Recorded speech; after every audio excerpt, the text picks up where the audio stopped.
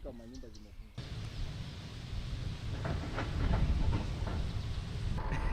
Rudi ni rahisi sana.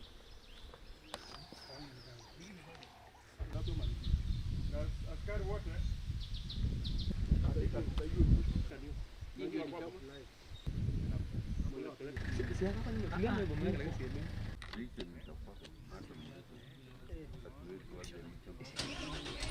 wakati walingoja wakati tuko tunasherekea Madaraka Day ndio watu wakafamia wengine, alafu polisi walikuja wakatatua.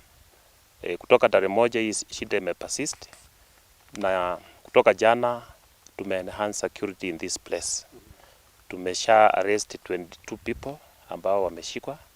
Nimetembea kutoka nyumba zile ambazo zilichomwa za kwanza.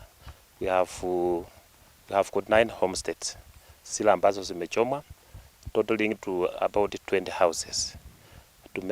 Tumepata pia kwamba kuna wale watu ambao wameathirika.